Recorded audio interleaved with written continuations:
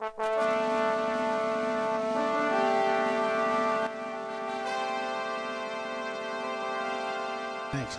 We've been doing a lot of talking the last couple of days, but we're carrying our message of a strong national defense, enforceable borders. Over in Pakistan, India, Iran, Iraq, things are so violent now because of the Al-Qaeda and the issues that fuel terrorism. I've heard so many Americans, even vets that I love with all my heart. I go do a lot of veterans shows with the national anthem, what have you, but I was so disappointed on Memorial Day to hear a veteran get up in the middle of a church service and be so angry about our presence of forces over there fighting in Iraq right now. And General George Assad, two-star general underneath of Saddam Hussein, he has become a very dear friend of the United States, the Pentagon. He assures me that the forces of the Americans there are keeping things as stable as they can possibly be.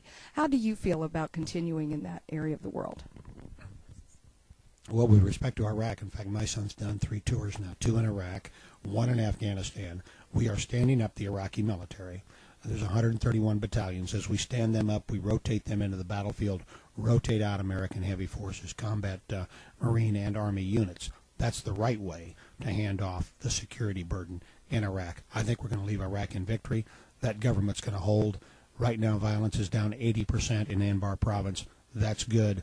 We're going to win. And the Democrats who say we simply stampede for the border have lost. They've missed another freedom train. Because we can't stick our head in the sand. We're talking to an audience that is mostly concerned about the spiritual matters of their faith. This is on radio communications. It goes to a large Christian evangelical force all across the nation. What would you say to those Christian people listening today? What kind of prayers do you need from them?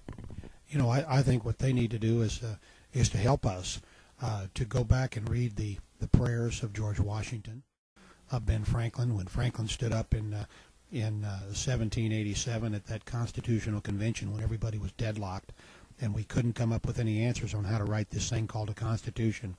He said this. He said that God governs in the affairs of man, and he said if a sparrow can't fall to the ground without God's notice, how can we raise a great nation without God's support? Similarly, George Washington had a prayer for every day in the week in his soldier's manual.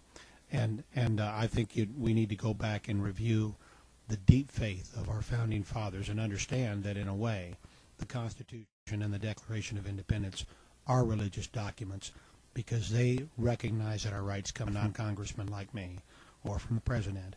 They come from God. That's what we need to remember, and we need to inject that in every part of our lives every day.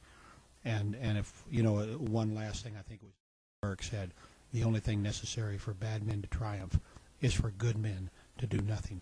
Do something. The last thing I'll leave you with is this. When my son came back from Iraq, he wrote a letter, and he said this. He said, sometimes in a dangerous environment, you have to forget about your own safety. You take care of your men, and you place your own life in the hands of God. But your family, your wife and kids never leave your mind. Families lift our country up. They provide us with fidelity, morality, faith in God, and raising the next generation of Americans. We have to do something great for this next generation of Americans. Keep this nation on a godly path and keep it on a free path where people like you, Shelli, and lots of others can really work to ensure that the values and principles of the Founding Fathers will be found in America in this next century. I love that. Thank you, and I will be praying for you. God bless you.